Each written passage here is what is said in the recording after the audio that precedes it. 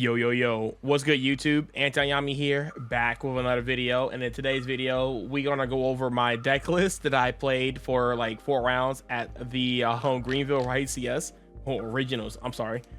And I had to go because my friend really wanted to go, and we went on break, and something else actually came up too, which is kind of glad I left as well. But I also had a death in the family that we had to take care of and stuff like that. They didn't die that Sunday, but I got the news Sunday, and I didn't look at my phone until about Sunday. So she passed away on Saturday morning, and apparently my uncle went into the house and found her laying in bed, and she didn't wake up. So shout outs to my 96-year-old kind of like my aunt or whatever. So yeah, she's in heaven right now. So yeah, shout outs to that. So yeah, sorry I didn't want to start the video as like a doom and gloom type of video, but yeah, we'll be going to the funeral this week and stuff like that. So it is what it is. But she was ready to go because she's been in pain for a while, and she kind of went out painless pretty much because she went out in her sleep. So you know, shout outs to Miss Bird, you know. So anyway, but yes, I went against all Ryziels and I went against one Orcus in basically 4 rounds, and my deck was actually cooking. I lost in round 2 to the Mizuruki Ryziel player because I misplayed. It wasn't because he outplayed me or anything like that. I misplayed. So in game number 3, he drolled me, and I made a pretty decent board. I made the Desiree, I made the Omni Negate with the Sylvia, and I had Black Witch on board. I had the quick play set, and then I had Veiler in hand. And I didn't really leave myself up with follow-up. So the problem was with that is that it's Ryziel. So he starts with Bonfire. I don't negate it at all. And he searches Ice. So when he searched Ice, I knew I was cooked. I was like, Jesus Christ, I was cooked. So he goes to basically X negating the Omni Negate. Then it was easy for him to bait out the Desiree, which I had to, and then he also had access to the ritual and stuff like that. So I went to Veiler dual drive or whatever. I think I got hit with a non-engine to stop with Desiree. He baited the Desiree pretty well, and I still had Lockama engraved, so I could have like went back and, you know, did some things. But I also got Dweller locked and all the different things. And honestly, if I were to, because I actually fought back a little bit too, because I remade the Desiree, and I kept pushing from there. But then on the follow-up, he actually got into the Mizuruki ritual stuff, and I actually full committed and lost. But we had a little bit of grind game in between a little bit too. If I would have set the like deception, or if I would have set it wanted, I would have had follow-up, because all my top decks were more hand traps. I think I drew into another Veiler Imperm or whatever.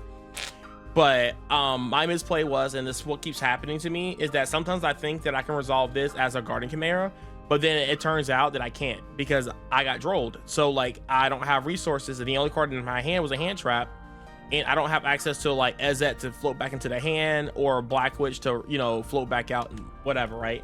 So I had to use Veiler as an actual hand trap, and the quick play was dead basically, and it should have been a follow-up piece, because I was still probably in that game, and I could probably have fought better if I would have like Black Witch effect, and then go into Deception and actually search the cards that I needed and stuff like that. So that game was definitely winnable. I just threw, and that was kind of how he kind of, you know, he was a good player. He was very good. But anyway, one more thing before we do get started with the actual deck profile, because the deck profile will be quick, but I want to kind of go into like deep analysis on the card choices and how do I play with every single card in mind, so people can be up to date on how I play the deck, and we'll go from there. So again, shout outs to everybody that keeps coming up and saying, hey, are you the anti-Yami YouTuber guy? Like it touches me every single time. and it's so cool to sit and talk to you guys. Some of you guys were like a little shy because I had one person, shout outs to you, I don't remember your name, but I remember you were in round 2. It's a match I lost, and he kept like looking at me, like kind of, right? And I was like, does this guy have like some beef with me? Like, what's going on? Have I played him before and we didn't have a great match or something? Until he summoned a White Forest card, because his opponent went first. I don't know if he won that game or not, but then I saw him summon Sylvie and resolve a Zet, and I was like, okay, I think I know what's gonna happen, but we're gonna talk after the match. And as soon as I signed up myself, I was talking to my opponent. He finished up his match, and we kind of talked from there. He was like, oh my god, are you that YouTuber Anti-Yami? I'm like, guys, people be thanking me and stuff like, thank you for the videos and thank you for the knowledge of the White Forest deck. I think this deck is really, really good. I think it's really, really cool. Again, shout out to you guys. You guys are amazing. White Forest, the best deck, whatever, even though it's not. It's Rogue, but it's just so touching to see you guys come up and talk and stuff like that. It almost feels like it's worth it to go to like actual tournaments just for that like small reason. So it's pretty cool. So shout out to you guys as well. And I think with all that being said, let's go ahead and hop into this deck profile and let's go, right? So yeah, standard. I'm organizing in like monster spells and traps, so it's a little bit easier to digest in my personal opinion. So we got the 3 Sylvies, I think that's standard. I think 3 Azets, that's pretty much standard. 2 of these you can technically only play 1 if you want to, but 1 or 2 are standard. I think 3 is like overdoing it. And then you play the 1 Arcia. That's pretty much standard at 1, unless you're like, on some type of like crazy drug or something. Then yeah, you can play more than that. And of course, I'm getting a text message spam from my group text. So give me 1 second. I'm going to go ahead and quiet that up.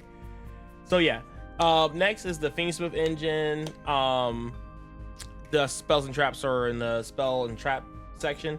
But I feel like this is like the perfect amount, and you don't need more than this, because again, you're not trying to open Fiendsmith stuff. You're just trying to like bridge into it when you get hit with droll, or you're trying to like help you. It's another engine that can help you go second, and you can bait out a lot of things when you do draw it. Because yeah, it's just a really strong engine. Again, you're there mostly for droll, and is also there to just help make like Valor, Ash, the low impact cards less effective versus your deck. So that's very strong. Then you got the Queen, and you got the Della Bellstar of the Black Witch. It's pretty strong. Then of course you followed up with the Triple Wanted, and then the Triple Deception. I've been loving Triple Deception. I know a lot of people probably don't like the fact that I'm on Triple Deception, but again, go back to the video where I talk about deception combos and you'll understand why I play 3 of those. That card is insane. I'm gonna talk about that more in details of when we get into like the deep analysis on the main deck and stuff. 1 Tails and 1 Syphilis Balls of the White Forest. You don't need 2 of this. Don't need 2 of this. It's doesn't do anything by itself. Your combo searches for it. Yeah, sometimes you want to like open this up and then like, oh, you have Black Witch, and then you can actually go like summon Black Witch, activate this and stuff like that. You don't need to do all that. Like, the deck is like consistent enough to where you can play without your White Forest cards, and then on top of that, you can if you do see White Forest cards, that's just like a bonus in that personal take. Everything in this deck is like searchable by its own memes. So if you play well enough, you can actually see the rest of your deck. It's really, really good. And if you don't see the White Forest stuff, because that's the only part of the deck that's not searchable unless you play in Chorozo, and personally don't need it. You just don't need Chorozo. If you want to play it, go for it. I think that's cool, but if your opponent literally has like a hand trap, you're gonna just -2 and you're gonna have a bad time. So, but if you want to still go for it because you think it's still worth it, go for it. Great. So 1 Debtors, 1 Azamina, hollowed Azamina. I still like both of those because I play a very high count of Syphilis Spoils cards. And then you play the 1 Track. Track is crazy. 1 Paradise. This card is really, really, really, really good. So the biggest reason why you play 1 Paradise is because many times your combo gets interrupted or you get bestialed by like your opponent. They usually hit your engraver. So now your backup plan is to have this Sin Desiree, and it's just like another interruption that's layered. That's really strong. So if you don't go full Fiend Smith combo, then you can end on, Desiree. but if you do go at full Fiend Smith, come you end on Desiree. But if not, this is like a really strong backup card. And if you still manage to go to Desiree, but you don't have Lurie in the grave, this card can still put Lurie in the grave, and you can use that as follow-up. So it's like follow-up plus interruption, and it's a spell or trap for like your White Forest cards. W. Next, you play the triple Ash, triple Veiler, triple Charmy, and then double Nib and Imperm. So I decided to like move into playing a little bit more non-engine, because every time I went second, because I two all my opponents except for the Mizurugi player, I went to game 3 with him. But even then, because he went first, he went a die roll, and I hand trapped him like multiple times. Like, it was crazy. But it is Mizurugi, so they do be breaking. Because I actually stopped his like normal summon ice because I thought he was on Fiend Smith. And then I think he made another push, and then I ashed his dual drive, and it was pretty much over from there. So he couldn't keep pushing from there. Turns out he was on Mizurugi's. None of that really mattered. So moving on to the extra deck, we play Utility Link. This card's crazy. Don't cut this card. Do not cut this card. This card is insane. I don't understand why people are cutting this. Requiem is Fiend Smith, Fiend Smith and Fiend Smith. Pretty much what your links do. They're just Fiend Smith cards. And then SP Little Knight. That comes up a lot.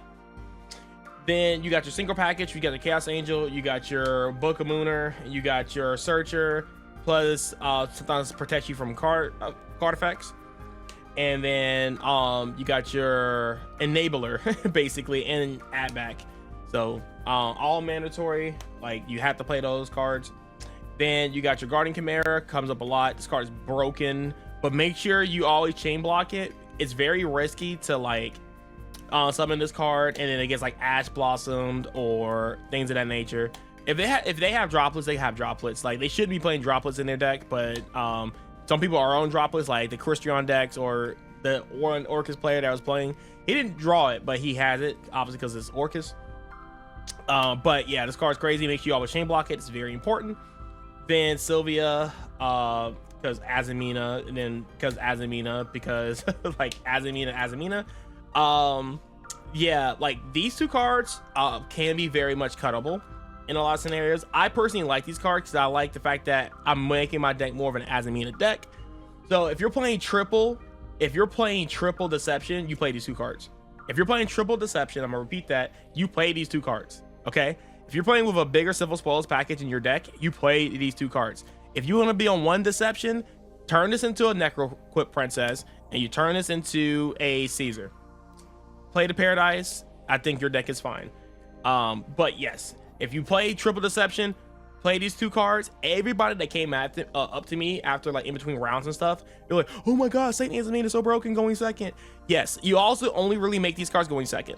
You don't really make these cards going first. You can in special scenarios where you'll actually use Hollow Azamina 3 times in a turn, but normally you just don't make these going first because you play into Nib a lot harder unless you're going into like the Regina with the, you know, using a Fiendsmith card to go into this.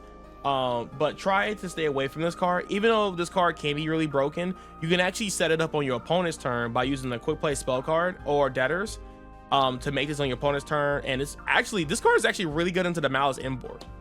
This card is really, really good. If you can like somehow manage to make this card and summon it randomly, it cuts off the like white binders to banish stuff from their graveyard, which means it cuts off their white rabbit, which cuts off their trap. So it's like, it's really, really, really, really, really, really good. Also, she comes up a lot when you go Nib and you put their Nib token in defense mode, and then you just go, oh, okay, activate Hollow, summon this, and then effect summon back the Azamina Ezet, and then boom, boom, tack. And by the way, this card's gonna come up a lot more versus Blue Eyes, because actually versus Blue Eyes, all their monsters are big, like 3,000 defense, 4,000 defense if they go into the like the ultimate Spirit Dragon or whatever, and it's just free game. Card's broken. I love this card. And then of course with Desiree, because Desiree. All right, so that's the deck profile for the main deck and extra deck. Let's go into the side deck here. Then I mean, of course, you play the Charmies. These cards are just broken. Like, these cards are just broken. Like, I always draw these cards in like multiples. I always see like 1 or 2 on top of like other hand traps, and it's just these cards are just so strong. Like, I love them. You play this on Ryziels, and then you play this versus Malice. That's just pretty much the breakdown for it. Sometimes, if you want to, you can play this versus Fiend Smith decks, but I always side in 2 versus the Fiend Smith decks, or decks that, you know, uses the graveyard. It depends on the matchup and stuff like that. But it's a 2 deck format right now, so everything in the side deck is going to be for Ryziels or Malice. So yeah, keep that in mind. So speaking of Malice, for Malice, I'm just not trying to have it through Shifter. I'm trying to open like 2 of these with the Charmies here. And my goal is to see at least 2 of these cards, even through Shifter. You can still win if you know how to play correctly. Is that this is for at least going second. Obviously, you'll have like these 5 in for going first, but for these, you want to see these 11. And if you see 2 of these 11 cards, and fun fact, none of these cards right here are once per turn. So if you draw them in multiples, even with themselves, they still cook. So yeah, I wanted to go against Malice players so bad at the tournament because I just don't see how they wins games 2 and 3. I really don't. I've been playtesting versus the Malice deck and Suda, and it's just like it's just struggle for games 2 or 3. It turns into a mini game, but I have the advantage, so it's pretty good. I mean, obviously I still lose to the deck sometimes because sometimes you just don't draw these cards. Draw these cards, and they just have Shifter, and they just have everything, and you draw all engine. That will still happen. So I'm not gonna cope on like, oh yeah, every time I go against Malice, it's a 100% matchup. Like, no. So Bestials are very good versus the Fiendsmith decks. So if you're going against like Fiendsmith Ryziels, then the Bestials do cook. And even versus like Pure, I still I just play the Druid's Worm, and it does seem like a low count. And then sometimes if you want to, you can play the Magnum just to see it. Actually, I actually still siding these both because I think they're still insane. I was trying to talk to myself like, oh yeah, you just play the Bestial Druid's Worm, that's it. But no, I still play both because I just always sided them in. So because you want to get the Druid's Worm, and Druid's Worm helps you out Detonator.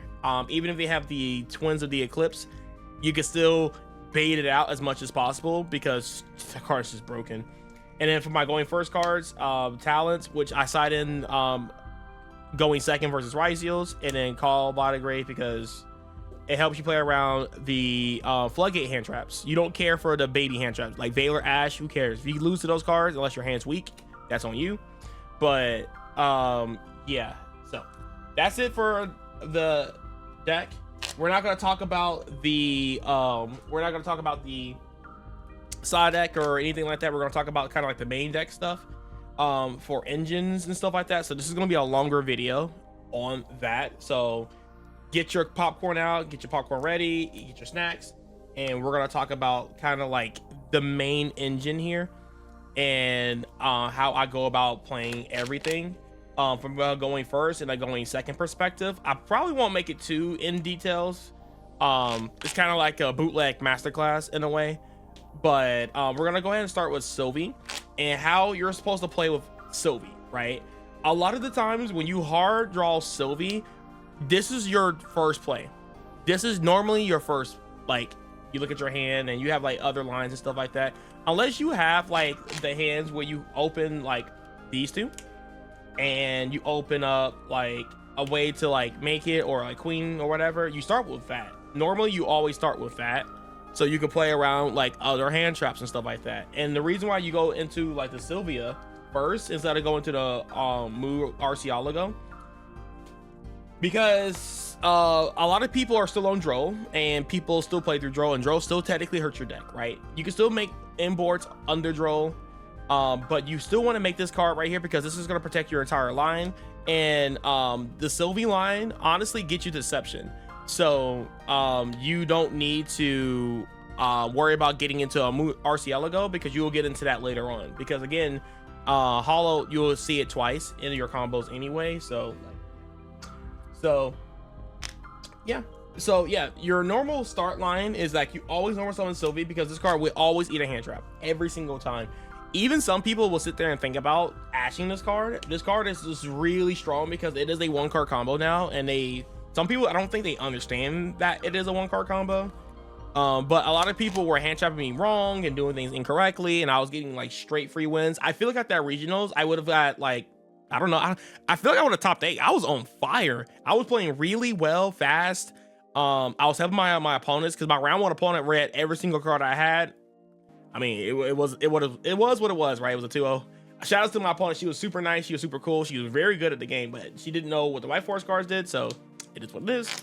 So yes, you always start with this, and like you're gonna eat a hand trap, so which means that you need extenders, right? So you can have like cards like this to keep you pushing. And fun fact, there's some lines where you can actually just make the synchro 8 instead of going into like other like lines and stuff like that. But you can still kind of end on this, and this can semi get you into a White Forest engine because Lacrima is a level 4 monster. So the track push is also really cool.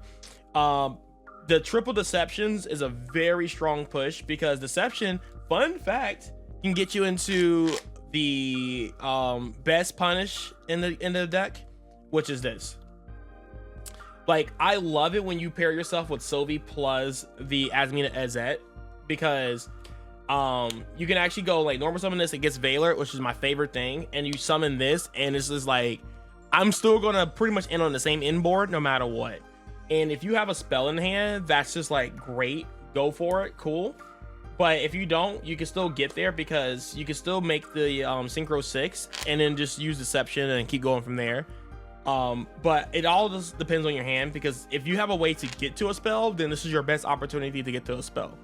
A lot of times if they interrupt this, they don't have droll. If they have like Ash plus droll, they'll allow you to search and they droll you. So if they hand trap this tells you that they're not on droll. And then, yeah, I mean, if they hand trap this and then they droll you afterwards, they're weird. But like, you just droll on this and you pretty much win the game. Or you're in a good spot at least. Other punishments is, I mean, of course you got the Black Witch punish that you can just like extend past a lot of things and get you into deception, and deception gets you into White Force, or sorry, Azamina Ezet, which is really strong. Then not the engravers, but the of course the second best one is this one. This one loses to a hand trap. So if they have like Valor Ash, this sucks because now you're just kind of like, you already burned your normal summon, and they have Ash, they had Ash, it's whatever. I'll show you a cooler way to play around Ash if you open up deception, because you actually want to start with deception first, and you want this Ash over this, because this will get you a lot more than what deception will get you by itself. So you want to make sure that you can bait the Ash. Even with the Fiend Smith engine, it can also bait Ash, so you can resolve your Ezet, which is kind of the big reason why you're playing like triple of this and triple of the or you know, the slightly bigger Fiend Smith package is still like on a smaller side because you're not playing 3 of these. But you want to make sure that you bait your opponent's Ash Blossom as much as possible, because if this resolves, you win. I almost feel like I've never lost a game unless I'm like, I don't know, like misplaying out of my mind. If this resolves, it just seems like it's over, right? Because this will get you into Sylvie or into this, and then you can like special summon this, and you just have an extra body, and you still go through your deception combo lines. It's like, it's insane. It's insane. So like, yeah, in most hands you want to start with normal summon Sylvie. And fun fact, there are some hands where you go like, what do you normal summon, right? Do you normal summon Sylvie or do you normal summon Lacrima? And it just really depends on your hand, because if you have like literally all hand traps, you start with Lacrima. You start with Lacrima because what Lacrima is going to do is that you normal summon Lacrima, you use Lacrima's effect. It's hard to hand trap this card. If they Ash, Valor, Imperm you, that's just bait. So then now you go into Requiem. Requiem will get you into a Fiendsmith card, and now you have Requiem plus Lacrima Engrave. So now you can go Lacrima on your opponent's turn, send the trap, and then you're in there with 4 hand traps. Like, that's how you grind with the Fiendsmith engine if you don't have it. And again, if this is near your hand, this is kind of like your follow-up play, right? So like, it's really, really strong. Lacrima is crazy, but you don't want to play more of it because your deck is like a 2-card combo deck most of the time. There's not many 1-card combos you can play in your deck, so like, you want to only just play one because you don't want to conflict with a number of crazy normal summons in your deck. And I will include this as a normal summon. Where is she? The her because this is also kind of like a normal summon as well, because like a lot of times she's an extender, right? You search her off your combo, but when you hard draw her, she is kind of like one of that icky normal summons, because you'll see something like this, or you'll see something like this, and then like, yes, this card right here is not helping you extend because you don't have access to White Force, and she's your only White Force card, then you're not going off. You always want to start with the Fiend Smith stuff if that's the case. So this card is at 1 because of that reason. But yeah, these are pretty much all the normal summons in the deck, besides like normal summoning a hand trap, I guess. But yeah, these are your main normal summon monsters. So it's already like what, 6? So most average deck you want to play 5, but this is fine, right? Because this is not necessarily a real normal summon. This is mostly extender. It's kind of like an engine requirement. So yeah, and you see here these are the 5, because you will see these cards a lot, because that's just how it goes. So that's how it is with Sylvie. Kind of like the fast breakdown, you always start with her, and your search targets are normally always tails, but there's a lot of cases where you want to search this over tails. So like if you normal summon Sylvie and you have hollowed or you have debtors, then you always search this. You always search this over this. Now you're probably wondering like, oh, why? Right? Because if they didn't hand trap your Sylvie, unless they have Ash, they're just not going to hand trap you, right? And then sometimes, a lot of the times, they'll hold Ash for this card, right? So they go like, oh yeah, Sylvie's fine, and then you search this, and then you activate tails, and then this gets Ash, and you're like, oh, sad face. So sometimes it's better to search this in some like scenarios, especially mostly for these 2 cards, because it turns these live, and then now you can go into your Azamina plays. Like you go RCL go searches the Azamina Azet, and then you play off that, and you search Deception. Deception can search for the other card or Queen Azamina. If you open this is the better one. You can recycle it back from the grave and just go crazy from there. Or if you search this, then you want to go the the Deception, search this, so you can have this in rotation, because you want this card in rotation, because it's this follow-up. It's always follow-up in the grave, unless they like SP Little Knight it out of the grave or something like that. So yeah, so those are the 2 reasons why you want to search this. Usually if you have like no other spells in hand, you want to search this, but a lot of the times you want to search this too, and it helps you play around Droll. Also, there's cases where you'll have Lacrima in hand, for example. Search this, and hopefully you have like Deception in hand, or something like that. Deception can get you to your Azamina, so you can actually search this, and then use the effect to summon this from the hand. This comes up more than you think, because you draw Lacrima like crazy, and then you can use Lacrima's effect to go into the entire Fiendsmith engine, and then later on you can Deception, because now if you get nibbed in this combo, who cares? You got Deception, nib, Deception, tribute to token, and you are off to the races. So it's really, really good. So that's kind of like the crash course on kind of like the Sylvie lines. Like, yeah, you always want to start with her for the most part, and she just baits a lot. And if you have a lot of these like follow-up cards, it's really, really, really strong. The next one I'm not going to touch over too much, because it's pretty obvious. It's Azet. You don't ever want to start with her. She is way too valuable, and she's way too important, and you'll be like, oh well, she only loses to Ash. Yes, but if this card does not resolve, or it gets hit with the Ash, this is like the biggest Ash target in your entire deck, in my personal opinion, because this card does so much. Like, it does so much. If you resolve it as that and you just go full combo with her, like you end on like literally just full inboard, right? So you want to like check for Ash in like 19 different ways, right? There's been times where I'll like normal summon Lacrima, use Lacrima's effect, and sometimes they'll Ash the Requiem or whatever, and that's actually just a misplay on your opponent's part. But I even start with other cards that's not starting with her. If you start with this, you Ashes immediately. Like, their hand may seem like it could be very strong. I mean, they can like hit you with the weird mind game where they go normal summon Sylvie, or sorry, they go Azet, you Ash, and then they go normal summon Sylvie. I think it's weird, because now you're just going to really lose to Emperor and Veiler, and they just know that you just choked. Where on the inverse, it seems a little bit stronger, because now you don't know the other like pushes in your hand.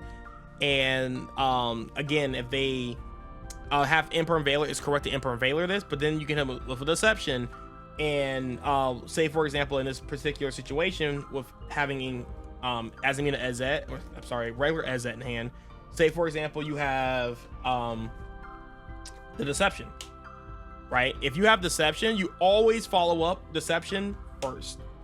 And in this particular situation, if this is in your hand, and let's say they do have the Ash Blossom, you go Deception, tribute something completely different in your opponent's hand, or in your hand, just tribute something completely different.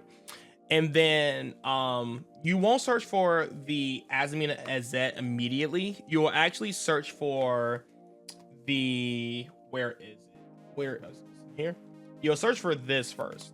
And then if you want to be safe on it, like if you're not too familiarized with like the lines, or you're scared that your opponent might have like another hand trap, you can actually just search for the Azamina Ezet if you like, but then you won't have access to Hollow. And I think Hollow is that important.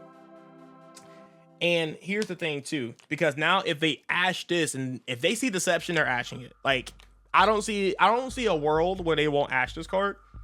And if this ever gets ashed, crazy, it's a free spell now. So now you won't have access to your Azamina cards unless you use Azamina's Assets effect to get into the rotation, and then you can probably search out the Hollow Azamina, because even your White Forest standard combos, you're gonna see a simple spells card somewhere. So yeah, it's just really good, right? So yeah, so now you can send this to the grave, and then this is what you want to resolve. Out of all the cards in your entire deck, you want to resolve this, and it's vital that this card goes off.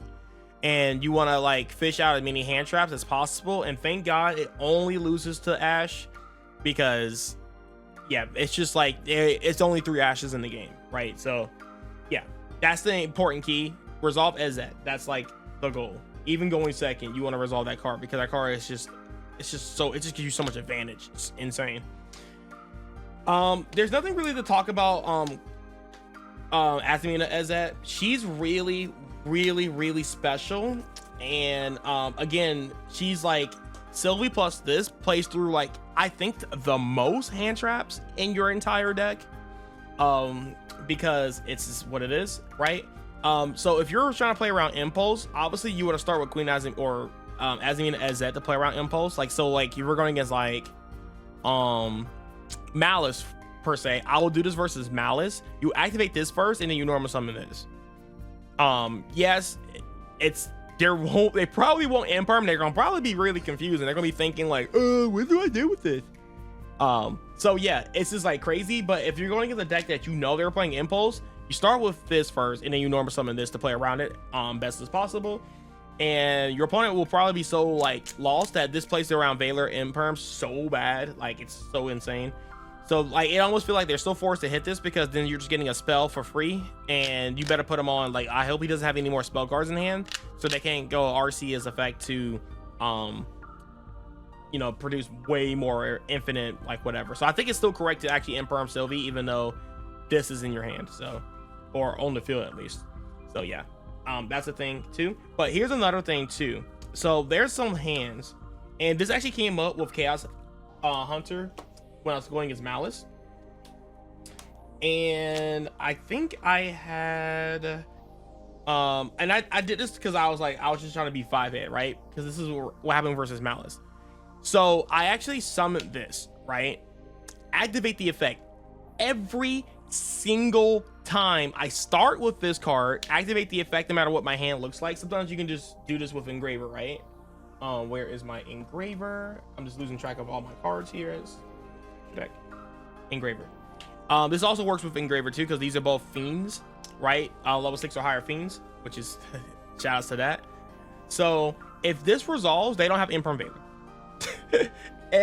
Just try it out. It's like such premium bait, because 9 times out of 10 you're not using her effective fusion unless your hand is just like weird. So you actually summon this, use her effect, and you will check for an Imperm Veiler like that, and then now you can summon this, and now you're in that same scenario where you'll just have 3 more advantage. And then they have the second Imperm Veiler, they have to use it here, because you just win the game. You just win the game. So there's a lot of hands where you will just start with this bait, and just do it, because what they're scared of is that they're scared that you have like Valor in hand, or maybe extra copies of like Sylvie's, which if you have extra copies of Sylvie, this is the line, by the way. If you open like this plus 2 Sylvie's, you summon this first, activate the effect. If it resolves, then you take these 2, turn it into like Arcielago, or you can turn it into Sylvia. If you have like Deception plus like other combo cards, like it's like more full engine if you go into like Sylvia. But if you need to like search or whatever, you can do that. Or if you want to obviously fuse you with a Fiend or a Fiend monster, then you just go into the I guess I can show you off that combo here, because I don't think a lot of people seen it. So you go like take these 2, put it in the grave, and then you go into this. Use this effect to bring back this, and then you make a queen, or sorry, not queen Azamina, or you can make a Chaos Angel. So now you will go Chaos Angel. Chaos Angel will it's light and dark, it's broken, so a lot of decks can't even already get over that. And then now you get to search for like Deception here if you want to. But if you have like the normal summon Sylvie here, you don't have to go for Chaos Angel. I think it's still really good to do it, but you can normal summon this. And this is, oh, let me see if this is 5 summons, because I might have played into Nib here. So like this is 1, 2, 3, 4. So no, it's 4 summons. For some reason in my brain that struck me as 5 summons. This is summon number 4. So like, yeah, even something like this is really, really strong. So it's just, yeah, this card is insane. If you can summon this and use it as a bait, just to check for Imperm Valor, because I promise you they will Valor this every single time.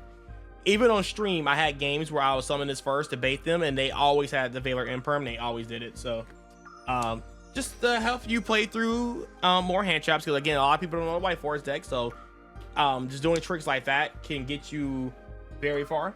Actually, I think I did that to resolve a Black Witch one time. I summoned this, they Veilered that, and I summoned Black Witch, and Black Witch resolved. Where if I went Black Witch first, Imperm, this card did nothing for the most part. I mean, you can still summon it, use whatever the effect is in your hand, but it was a Valor. So I'm like, okay, if I can see if they have Ash, or sorry, Valor Imperm, the Black Witch gets more value because it's going to resolve unless they have a second copy. So just some food for thoughts and mind games. It's always great to have those in the game. So yeah, so those are the 2 or 3 main important cards here. We went over all that. Then the Fiendsmith engine, the whole reason why it's in the deck is so like you turn 2 your bodies into Moon and you go full Fiendsmith combos like that, because full Fiendsmith combo gives you follow up and it's like really, really strong as a really good engine in your deck. But for going first, you don't really pop this off like you would think, right? Sometimes you can. I feel like I'm more inclined to, like, if you open track, I'm losing track of all my cards here. Right here, track. I'm more inclined to start with track first than I will start Engraver, because this does play harder into draw, and you don't know if your opponent's on draw, because this is like the worst draw card, right? This is definitely the worst draw card. So if you activate Engraver and you get withdrawal, like your entire deck or your hand can be very dead. The only thing you can really do is chain Wanted, Black Witch, and then you get into Deception that way. That's whatever. But with this is dead. Like, this doesn't really do too much, because now you end on an Omni Negate, and like most decks can beat an Omni Negate, and Sylvia doesn't do anything. So you just got to be very careful about activating Engraver. That's why it's at 2. And the reason why it's at 2 is because if you start with like Lacrima, then you will dump 2 Engravers, and I want to utilize her effect as much as possible, and there's still people on the Bestials, so having the backup Engraver is always great. So that's what that comes into. But for going second, if you hard open any of the Fiendsmith stuff, you usually start with the Fiendsmith stuff, because that shows that your hand is, you're hiding information in your hand, because this engine is so like baity, and it always forces like 1 or 2 interactions, and then you go like over something Sylvie when safe, or you can like have Engraver, because the Engraver's like for some reason negated somehow, because you go like track, or not track, Requiem, like trying to send something, they go no, Imperm, and then you go like, okay, cool, summon this, and then now you are threatening a Chaos Angel, because you go Regina whatever. Or if you have like Regina in hand or Regina on field with these 2, you can actually chain Wanted and see if it resolves, and then you go Regina pop 2, and then you synchro Regina and the Azamina Azet to make the Chaos Angel, which is just you win the game from there. So like there's just the Fiendsmith engine just boosts up the number of pushes you have for going second, and this is why I think it's better than the toy engine, because the toy engine can play through so much. It gives you like infinite fodder and stuff like that, but what the toy engine doesn't really help you with is going second in a lot of weird sticky situations. And also the toy engine, you have to hard draw it, where the Fiendsmith engine you don't. So you can always turn 2 bodies into a Requiem, which saves me a lot. I bait through everything, and then I just make the Desiree with the Agrande, and you just like, you're chilling. So that's the advantage of the toy engine, or the Fiendsmith engine over the toy engine. But the toy engine is still very powerful. I think you should play one of the other engines. I don't think playing it pure is correct, so I feel like you should play this with Fiendsmith or toys, no in between. So anyway, yeah, I guess the last card or last little engine I'm going to talk about is like kind of like the Azamina engine, and I'm going to kind of combine this with the Deception, the Wanted, the Black Witch, and how you interact with these cards. So Black Witch is at 1 for a reason. It's because you don't want to draw her. You never want to draw her. She's expensive. She costs a card from your hand. Usually if you start with this, you really impermanent. It's hard for this to be like a strong bait because she's kind of like she's a discard, right?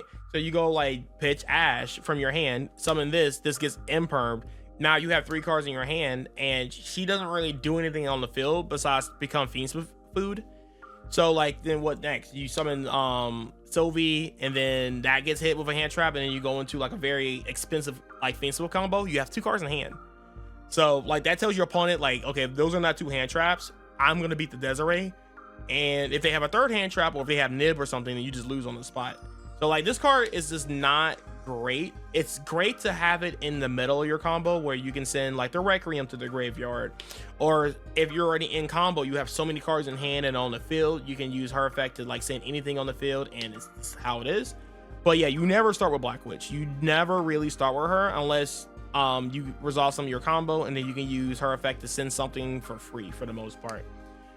This is why Wanted is really insane, because Wanted replaces the Black Witch discard effect.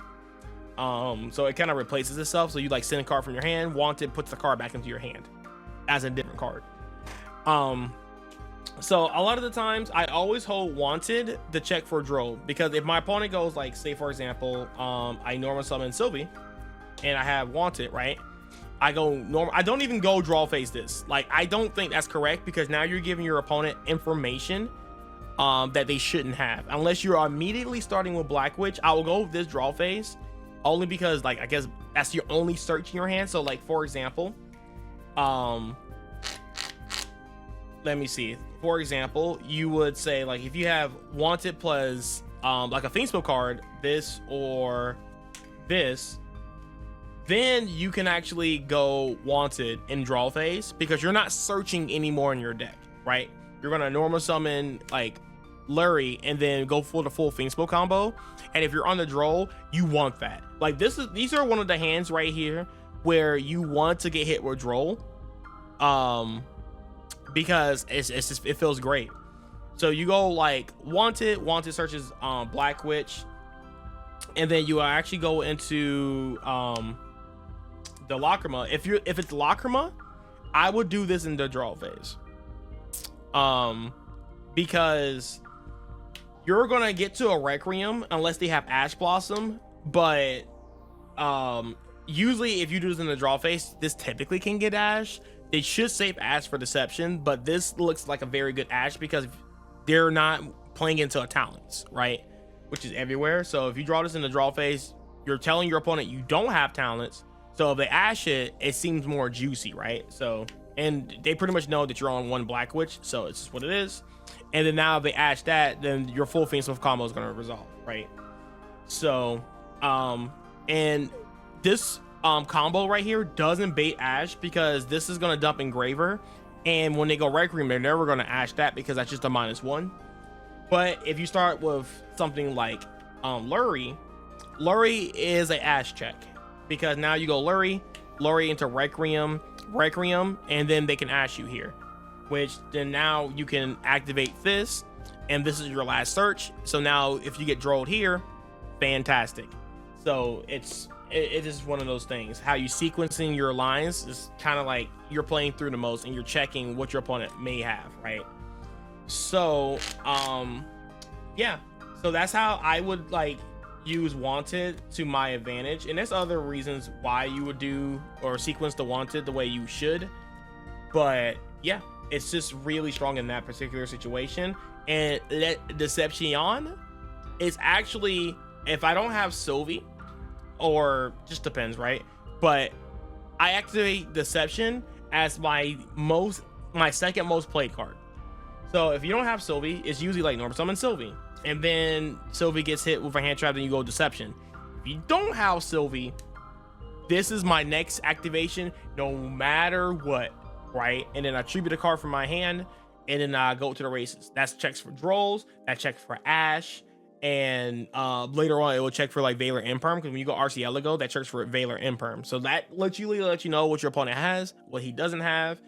If they don't Ash this, I know they don't have Ash. So that means the Azamina, or I think Azamina Ezet, the Ezet will resolve, right?